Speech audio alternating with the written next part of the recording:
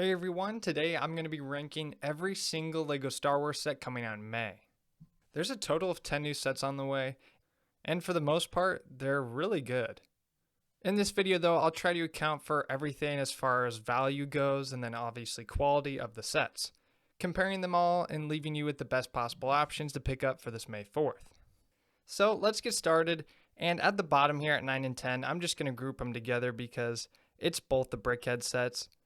The 40796 and 40795, Luke Skywalker Royal Pilot, and then Revenge of the Sith Heroes and Villains pack.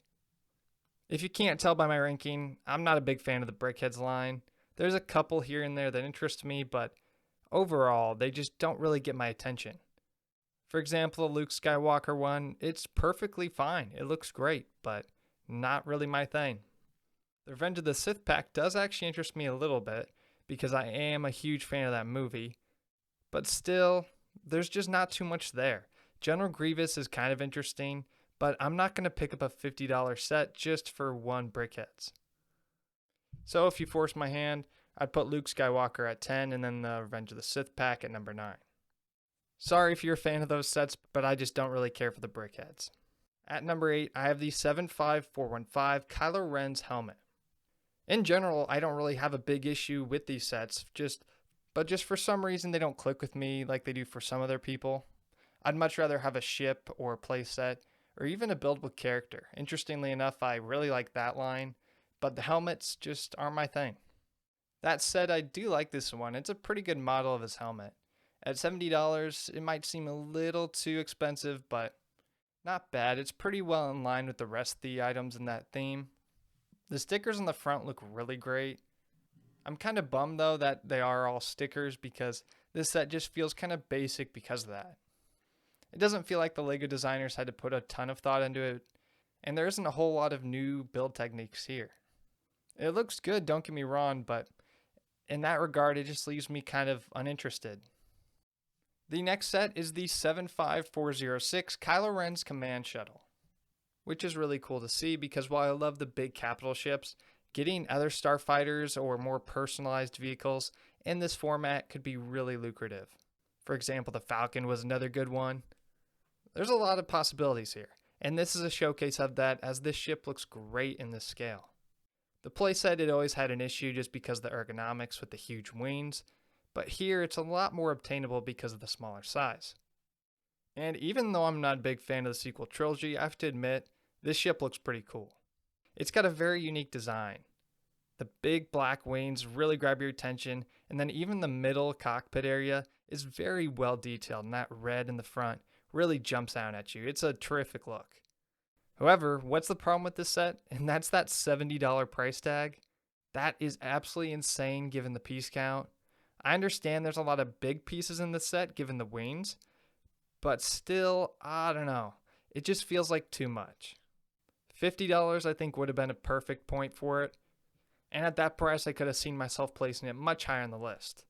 However, for $70, I just have a hard time seeing it, especially for a sequel set that I'm already not too keen on.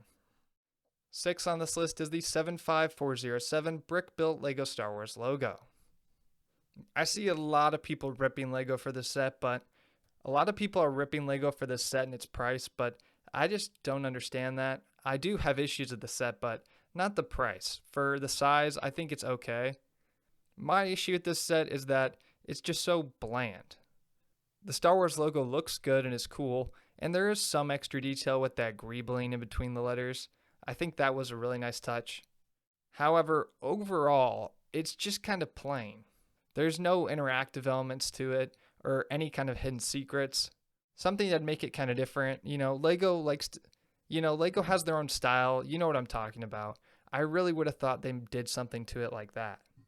And to some effect, I guess you could say they did. There's a very small Easter egg to the opening scene of A New Hope in the top of the T. That took them 2 seconds and isn't going to be a big thing you want to show off to everyone because it's super neat. However, I'm sticking on that point probably too long, as besides that, that's kind of just my own expectation. As if you judge the set for what it is, the Star Wars logo, I'd say it does a really good job at that. It looks good. I think the greebling does help and give it a little more texture. and makes it very apparent that this is Lego. And at a decent price, I don't think you could go wrong with the set, but it is just a logo at the end of the day, and that kind of detracts some people and doesn't get you quite as excited as seeing your favorite ship or favorite minifigures, It's just the logo. At number 5, I have the 75408 Jango Fett helmet. Another Mandalorian entering this helmet line, and it looks just as good as the others. This time, of course, it sports Jango's blue and silver color scheme, which is so clean and looks great. I can't really point out anything wrong with the set, but again, like I said earlier, the helmet line just isn't that big of a deal for me. The sets don't get me excited like a normal playset or ship or vehicle would. So despite some great detailing and a great look, this helmet just can't compete with the other sets for me. One detail though I will mention is, for some reason on the earpiece, I don't know why, but that piece going up and down is so smooth and sleek to me. Same with the visor. That entire area just looks very smooth and well done. It's a great build, really. I can't complain about it at all. It's just, again, not my thing. At number 4, I have the gift with purchase, the 40765 Camino Training Facility. As far as gift with purchases go, it's probably one of the better ones from the last few years, but that isn't really saying much. Truthfully though, I do think this set's pretty neat. It's something totally different than we'd ever seen before. You get a few Camino and builds for the clones to interact with that aren't anything special, but the clones though are really going to be the only reason this set is making it this high on the list. Those 3 clone cadets look perfect. They have leg and arm printing, which isn't something LEGO seemingly ever wants to do. They have dual molded legs and arm printing, which is something LEGO seemingly never wants to do. So the fact that they did it for this one-time gift with purchase is just phenomenal. It makes these figures amazing. They honestly look like customs, they're so good.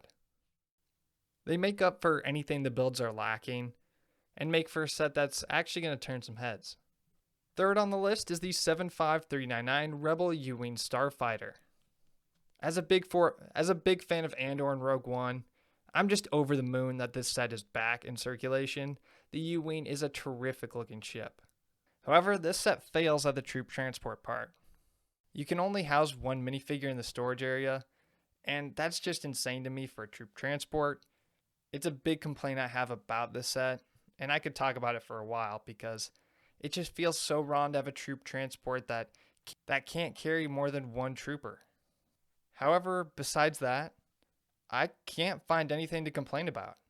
When you consider the price point of $70 and the scale you're getting, along with the minifigures, I think this is a very solid set. Looks-wise, it's super sleek, and the U-Wing in general just looks good. And then you even get the Andor minifigures, which are great to see because that show is awesome. I will admit, they're not the best detailed. Could have done better, but all really great characters. And for that reason, at $70, it actually comes to be a very good set, even though it has a big issue with that undercarriage. At number 2, I have the 75416 Chopper. I love the buildable figures line, and this is another terrific one. Maybe the best one, at least in the past few years. I think it definitely is. Chopper's design is innately so much fun and playful, and I think LEGO captured that wonderfully with the arms up top. You can see it in the arms up top, and then even down in the body, you have so many little details with grooves and extra colors that make him feel like his worn old self from the show. Everywhere you look, details are just apparent and in spades. He even has all 3 legs, and in general, I just look at this build and I feel like it's perfect. I cannot find a single thing I care to complain about. And for that reason, I think it easily takes the second spot on this list. And we finally made it to number 1, which should be no surprise to anyone. It's the 75409 Jango Fett Starship. This UCS set came in hot. It looks so good. It is seemingly perfect. I have a hard time finding any faults with this build. You can follow the build all the way from the front nose to the cockpit, down to the wings, and all the way around the back. There's just nothing to complain about. The base has a very nice curvature to it with this new design that they haven't used before. It looks great and is super interesting how they accomplished it. There's even some great curves on the wings, and connecting them to the cockpit looks great with that big green piece.